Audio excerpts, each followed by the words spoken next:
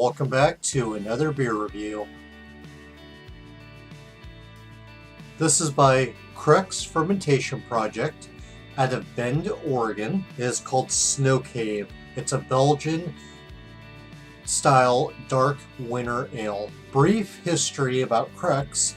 The brewery has been around since about 2012, in part created by Larry Sador, who is one of the longtime brewers at Deschutes. He was there a very long time. Here's the bottle, the 4-way arrows, which they all have, and the name right there. From what I read, this beer was brand new for 2017, it seems like, and it was bottled for the first time this year, so 2018. So what if it's cold out? There's no need to stay in with this wintertime ale in hand. Boasting an alluring spice character from Belgian yeast and suggestions of seasonal dark fruit, Snow Cave is a nuanced sipper you can cozy up with around the fire pit. That's the paragraph I read right there. Pretty short. This is definitely seasonal. These 16-ounce bottles cost me $5.50 each.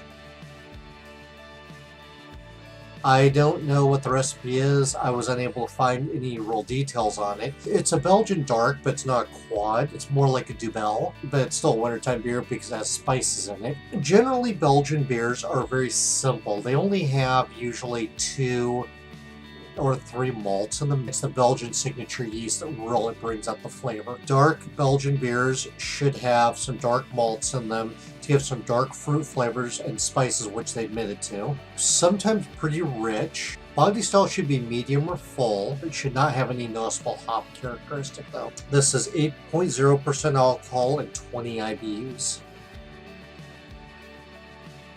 Belgian dark beers generally are known to be fruity, some spicy. Typical for a dark Belgian is going to be dark fruit flavors such as raisin, plum, fig, date, cherry. For a holiday beer, which this is, I would anticipate a little bit of spiciness to it, rich and malty. And then of course a signature Belgian yeast flavor.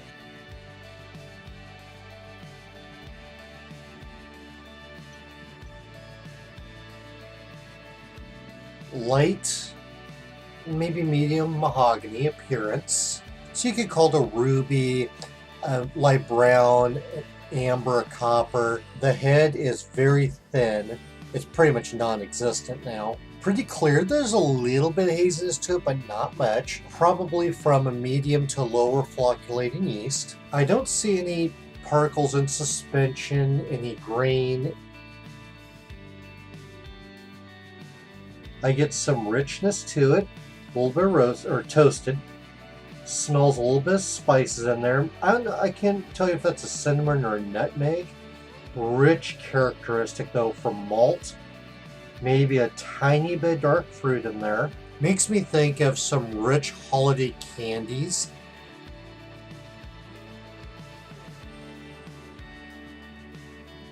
Covers about 78% of the roof of my mouth, a little bit on my tongue. Covered in spices and Belgian yeast. Rich but subtle, if that makes sense.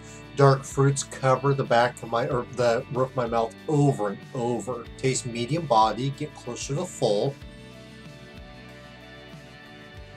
A little bit cherry, maybe a little bit of fig. Some cooked sugar, a little bit of spiciness in there, hints of cocoa as well. The flavors stick around for a little while and just keep brushing back and forth. They don't stay around very long. This is not hoppy at all. It's just those repeated brushings of candied, cooked sugar, dark fruit, and that wonderful Belgian flavor.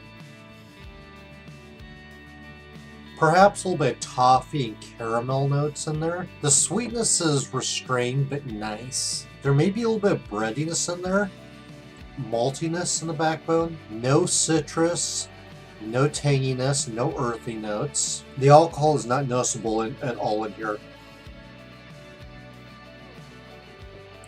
It has a good richness to it, not overly done. The Belgian characteristic stands up just as much as the flavors. The mouthfeel is very thick, rich, smooth, a little bit chewy, not thin and watery at all. I'm sure that the recipe itself is simple, they usually are, but the flavors are very complex.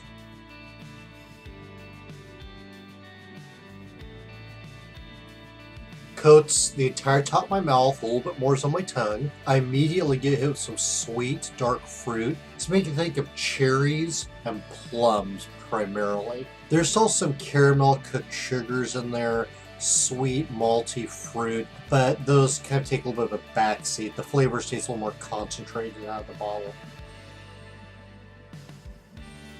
Tastes closer to full body out of the bottle. Still has that rich flavor profile. Definitely tastes like a Belgian beer. The flavors stick around a good amount of time and keep brushing back for the top of my mouth. There's no roasted or bitter flavors out of it at all. Still not hoppy at all. Still a very rich, smooth, chewy, complex flavor profile. I'm not getting anything in the bottle. I didn't get the glass. Just amazing Belgian characteristic to it. It tastes like a dark Belgian beer. Between the two, though, there's really not much of a difference. They taste the same. Crux beers don't have any off flavors I've ever noticed in them. I've never had a bottle that was skunked. I've never had diacetyl, astringency, chemical like acetone paint thinner, no fused alcohols, no rubbing alcohol, cidery, cardboard paper, rotten fruit, rubber, plastic, nothing. These guys are professionals and it shows through in their product. Would I buy this again? Absolutely. Unfortunately, it's seasonal, but this is a damn good beer. Would I recommend it? Absolutely I would if you like dark Belgian ales. Compared to other dark Belgians, I think this ranks right up with some of the best of them. It's an amazing beer, has good flavor. It's an array of flavors, nice and complex, not overly done, but very rich. I think this one's above average. Really tastes like a true Belgian beer. Crux Fermentation Project out of Bend, Oregon. Snow Cave Winter Ale. It's a Belgian dark. If you have any comments, feedback, you've had this beer, want to share your thoughts, send them my way. I'd like to read them. That's all for this review. I'm going to finish off my dark Belgian and move on to something else. Cheers! It definitely had some, no, I shouldn't even admit to having that. They don't make any mention, they don't give any idea. It has a flavor profile. Nah, that just doesn't make any sense.